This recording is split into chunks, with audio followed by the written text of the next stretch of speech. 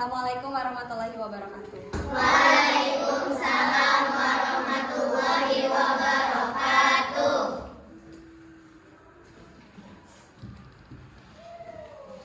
Oke, baiklah anak-anak, sebelum mengawali pembelajaran hari ini, kita berdoa terlebih dahulu. Untuk Mimi dipersilakan untuk memimpin doa.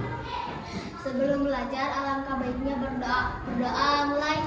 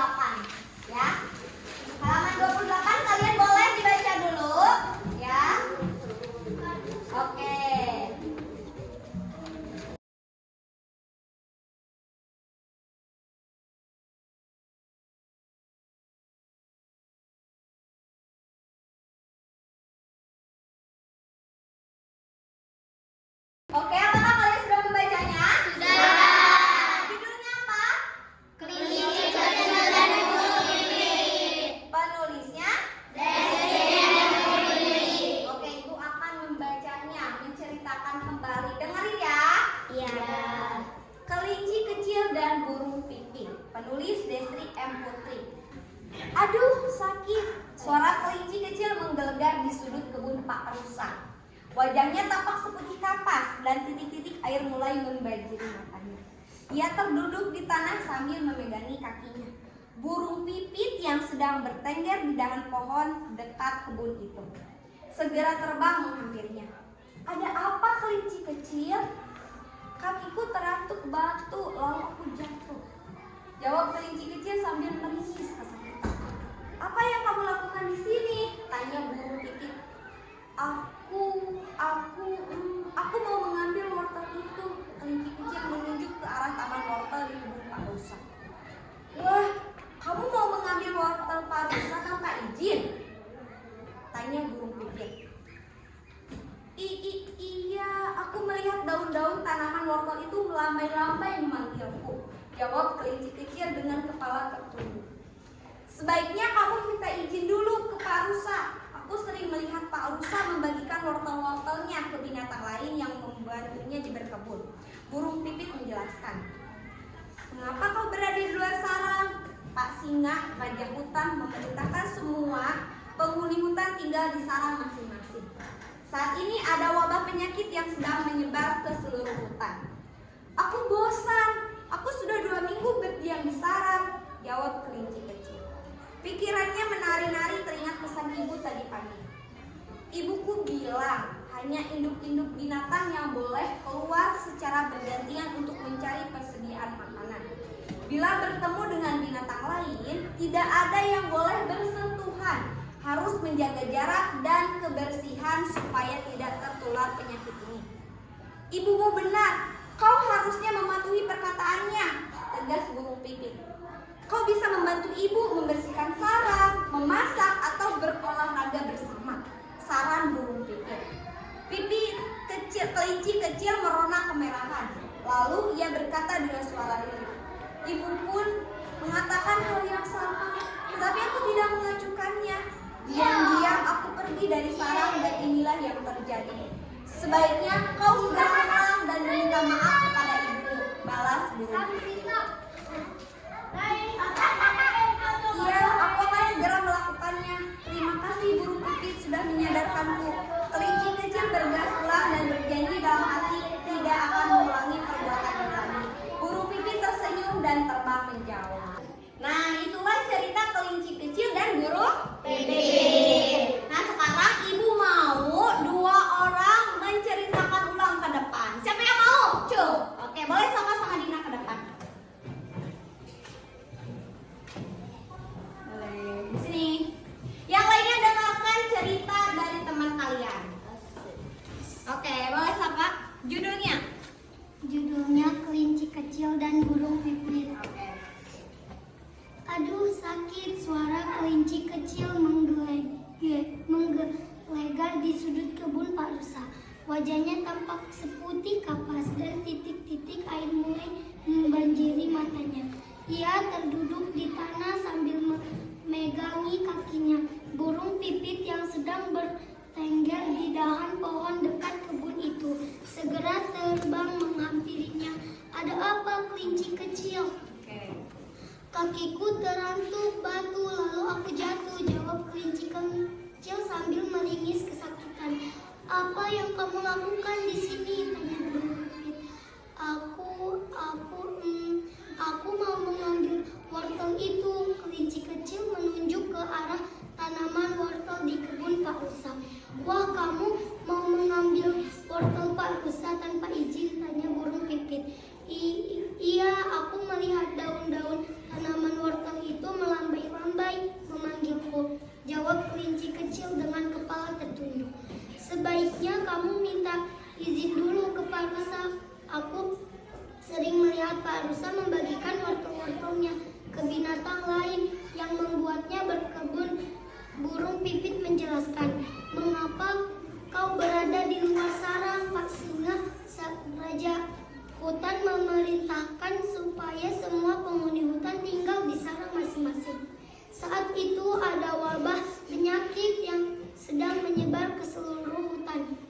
"Aku bosan, aku sudah 2 minggu berdiam di sarang," jawab kelinci kecil. Pikirnya menari-nari tering pesan ibu tadi pagi ibuku bilang hanya induk-induk binatang yang boleh keluar secara bergantian untuk mencari persediaan makanan. Bila bertemu dengan binatang lain, tidak ada yang boleh bersentuhan, harus menjaga jarak dan kebersihan supaya tidak tertular penyakit ini. Ibumu benar, kau seharusnya mematuhi perkataannya, tegas burung pipit. Kau bisa membantu ibu membersihkan sarang, memasak atau berolahraga bersama. Sarang burung pipit.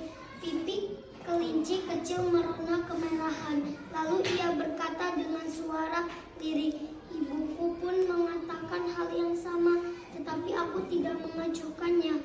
Diam-diam aku pergi dari sarang dan inilah yang terjadi. Sebaiknya kau segera pulang dan meminta maaf pada ibumu, balas burung pipit.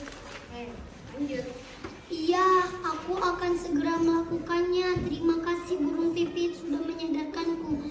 Kelinci kecil bergegas pulang dan berjanji dalam hati tidak akan mengulangi perbuatan ini lagi. Burung pipit tersenyum dan Oke, tepuk tangan untuk Dina dan Sapa. Oke, boleh kembali ke tempatnya. Oke, setelah kalian membaca, setelah mendengarkan tadi teman kalian bercerita, apakah kalian menemukan tanda baca di bacaan tadi? menemukan. Ada apa aja? Yang pertama, tanda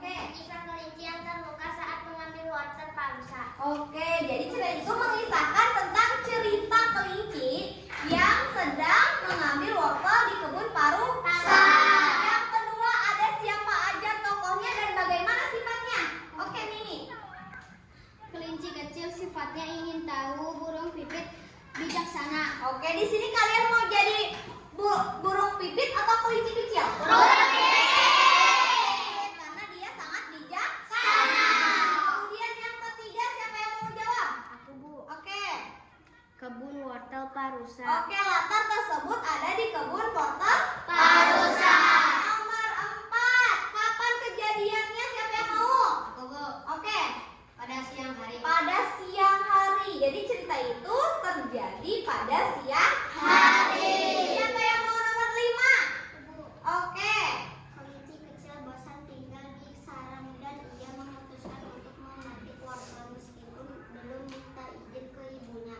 Kemudian ia terjatuh dan kesakitan. Oke, jadi cerita itu masalahnya muncul ketika kelinci kecil bosan dan ia keluar tanpa izin dari ibunya. Jadi dia itu terjatuh dan kesakitan. Kemudian nomor 6, cara menyelesaikannya bagaimana? Oke, Abdi boleh. Kelinci burung pipit mengajak berbicara dan menasehatinya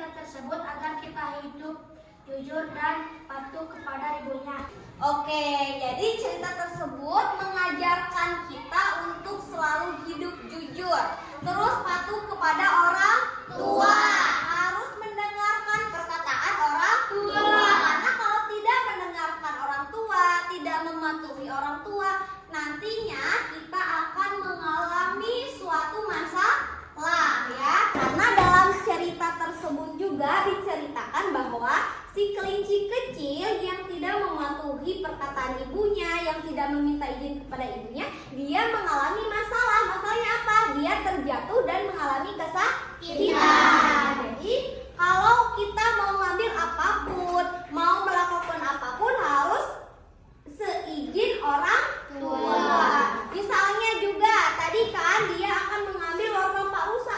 Kita juga kalau mau mengambil apa-apa di kebun orang, apa-apa sesuatu yang punya orang harus meminta izin kepada orangnya, kepada orang pemiliknya. Ya, siap? Siap. Pembelajaran hari ini kita belajar tentang cerita fiksi, yaitu kelinci kecil dan burung pipit. Jadi ibu mau nanya nih, apa yang dimaksud dengan latar? Oke, silakan adik. Latar adalah tempat suatu bagian dari cerita. Oke, jadi latar itu suatu tempat kejadian dari cerita. Unsur intrinsik ada berapa? 5. Sama ada?